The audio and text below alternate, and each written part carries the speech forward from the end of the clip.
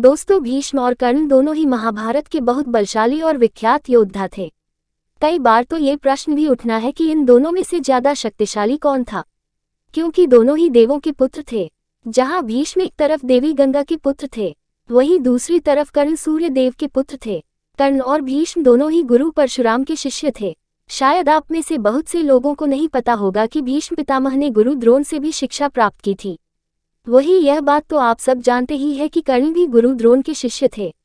अतः इन सभी बातों से यह बात तो सिद्ध है कि दोनों ही महाभारत के बहुत ही बलशाली योद्धा थे। इन दोनों की कई समानताएं हमने आपको अभी बताई हैं, किंतु ये सभी समानताएं नहीं हैं। तो आज हम इस वीडियो में आपको कर्ण और भीष्म के बीच सभी समानताओं के बारे में बताएंगे। हम हर महत्वपूर्ण घटना को आपको पूरे विवरण से एक एक करके बताएंगे, तो वीडियो में बने रहे।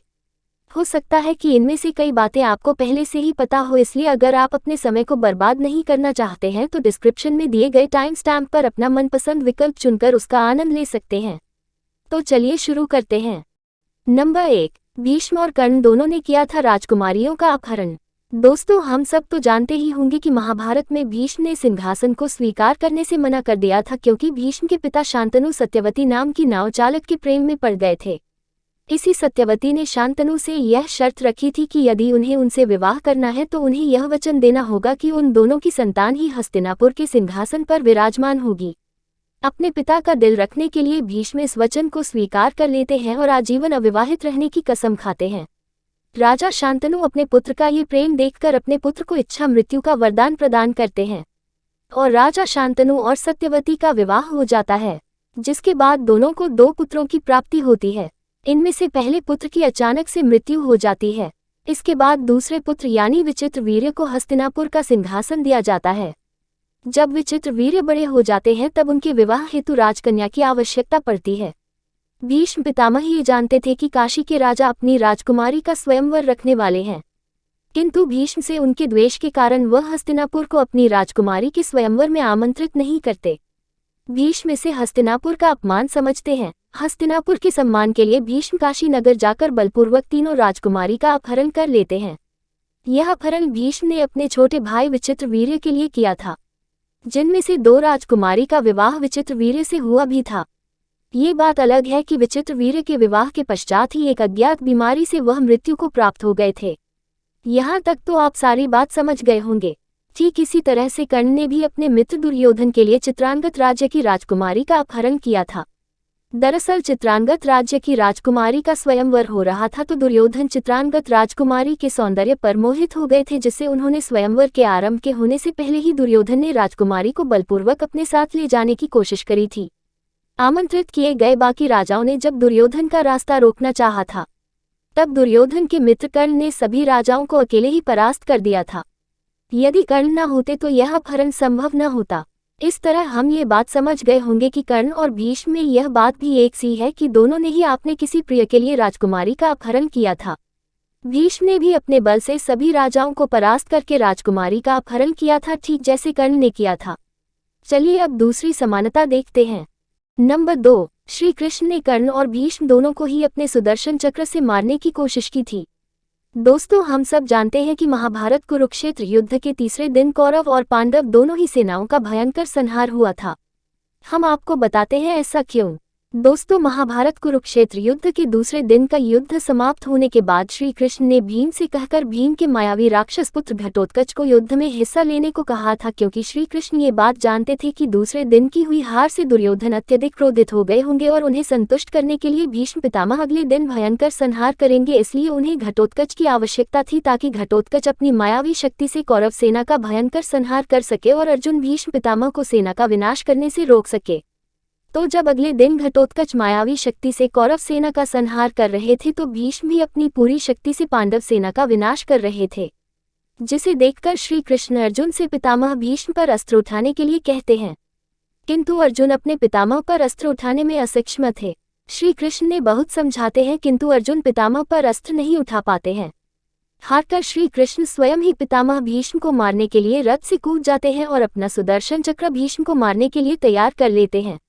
इससे हम भीष्म के बल को समझ सकते हैं, जिससे श्री कृष्ण को तक अपनी प्रतिज्ञा तोड़नी पड़ी थी। ये थे हमारे भीष्म पितामह, जिसने नारायण के पुनर्जन्म तक को अपने प्रतिज्ञा तोड़ने पर विवश कर दिया था। खैर यहाँ तो भीष्म की बात समाप्त हुई। अब हम कर्ण के बारे में जानते हैं कि कब श्री कृष्ण ने कर्ण पर सुदर्शन चक्र चलाने की कोशिश की थी।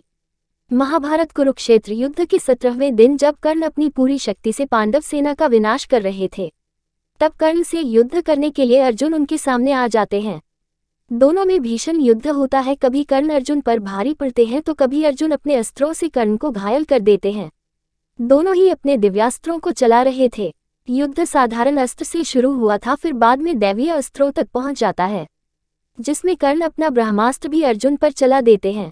कर्ण के ब्रह्मास्त्र को निरस्त करने के लिए अर्जुन इंद्रास्त्र को आवाहित करते हैं, किंतु अर्जुन का इंद्रास्त्र कर्ण के ब्रह्मास्त्र को निरस्त करने में पूरी तरह से सफल नहीं होता है और कर्ण का ब्रह्मास्त्र अर्जुन के रथ की ओर बढ़ने लगता है। हालांकि श्री कृष्ण जैसा कुशल सारथी होने के कारण श्री कृष्ण रथ को जल्द ही दूसरी दिशा में मोड़ लेते हैं, जिससे कर्ण का ब्रह्मास्त्र अर्जुन को न लग के अर्जुन के रथ पर लग जाता है। हालांकि इस ब्रह्मास्त्र के प्रहार से अर्जुन और श्री कृष्ण जो रथ पर सवार थे दोनों ही घायल हो जाते हैं। अर्जुन की ऐसी दशा को देखकर उनके बड़े भाई यानी पांडुपुत्र भीम उनका उत्साह बढ़ाने के लिए उनके पास पहुंचते हैं। वो उन्हें याद दिलाते हैं कि वह पहले कितनी विजय को प्राप्त कर चुके हैं, वह कितने कुशल धनुर्धर है, तो वह कर्ण के सामने कमजोर क्यों पड़ रहे हैं। इस पर श्री कृष्ण भी अर्जुन का उत्साह बढ़ाने के लिए उनसे कहते हैं कि अगर उनके अस्त्र शस्त्र कर्ण को मारने में सक्षम नहीं है तो वह उनका सुदर्शन चक्र ले और उससे कर्ण का वध कर दें। तो यहाँ इस बात से ये तो सिद्ध है कि कर्ण का बल भी भीष्म से कोई कम न था।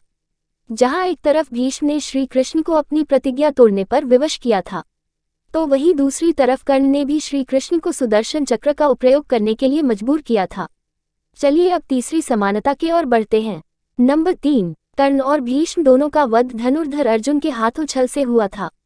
चलिए देखते हैं कैसे। महाभारत कुरुक्षेत्र युद्ध के 9वें दिन जब भीष्म पितामह ने पांडव सेना का भयंकर संहार कर दिया था, तो युधिष्ठिर युद्ध का परिणाम सोच सोचकर परेशान हो रहे थे। उन्होंने श्री कृष्ण से अपनी समस्या का निवारण मांगा। तब श्री कृष्ण ने युधिष्ठिर से कहा कि क्यों न वह स्वयं ही पितामह भीष्म से उनकी मृत्यु का उपाय पूछ ले, जिससे युधिष्ठिर समझ जाते हैं कि यदि वह स्वयं भीष्म पितामह से उनकी मृत्यु का उपाय पूछेंगे तो अवश्य ही भीष्म पितामह उन्हें उसका उपाय बता देंगे। अतः युधिष्ठिर श्री कृष्ण और अपने चारों भाइयों के साथ भीष्म पितामह से मिलने पहुंचते हैं और उनसे प्रार्थना करते हैं कि वह अपनी मृत्यु का उपाय बताएं। पहले तो भीष्म पितामह सोच में पड़ जाते हैं, किंतु थोड़े समय बाद वह अपनी मृत्यु का उपाय युधिष्ठिर को बता देते हैं। पितामह भीष्म युधिष्ठिर को बताते हैं कि पांचाल नरेश द्रुपद पुत्र शिखंडी एक अर्धनारी है। यदि युद्ध में भीष्म के सामने कोई अर्धनारी खड़ी होगी तो भीष्म पितामह उसे पर अस्त्र शस्त्र नहीं चलाएंगे। ये बात जानकर अगले ही दिन यानी महाभारत कुरुक्षेत्र युद्ध के 10वें दिन जब भीष्म पितामह का पांडव सेना से भीषण युद्ध हो रहा होता है, तब शिखंडी भीष्म पितामह के समक्ष आकर खड़ा हो जाता है, जिससे भीष्म पितामह अपने अस्त्र शस्त्र नहीं चलाते और इसी बात का फायदा उठाकर अर्जुन भीष्म पितामह पर असंख्य बाणों की वर्षा कर उन्हें सिरसैया पर लिटा देता है। और महाभारत कुरुक्षेत्र युद्ध का अंत होने के बाद इसी सिरसैया पर भीष्म पितामह अपने जीवन से विदा लेते हैं।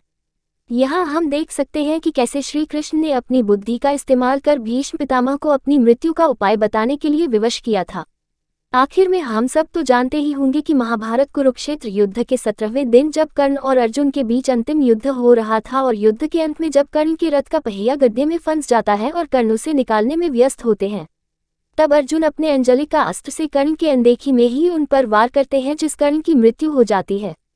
इन दोनों ही घटनाओं में भीष्म और कर्ण दोनों ही निशस्त्र थे, किंतु इसके बावजूद अर्जुन ने दोनों पर जानलेवा हमले किए थे। तो आज के वीडियो में बस इतना ही। अगर आपको ऐसे ही वीडियोस देखना पसंद है तो आप हमारी इस वीडियो को लाइक कर सकते हैं। नीचे कमेंट में कमेंट करके बताएं कि आपको हमारा काम कैसा लगा। हम आपके कमेंट का रिप्लाई देने की पूरी कोशिश करेंगे। शेयर करें इस वीडियो को अपने उन दोस्तों और परिवार के लोगों के साथ जिन्हें ये बात पहले से नहीं पता थी। अगर आपको ऐसी ही वीडियोस देखना पसंद है तो आप हमारे चैनल को अभी सब्सक्राइब कर दें, क्योंकि हम आपके लिए ऐसी ही और वीडियोस को लाते रहेंगे। हम अगली वीडियो लेकर जल्द ही लौटेंगे। आखिर में हमारी इस वीडियो को देखने के लिए आपका धन्यवाद। हम आपसे जल्दी ही मिलेंगे।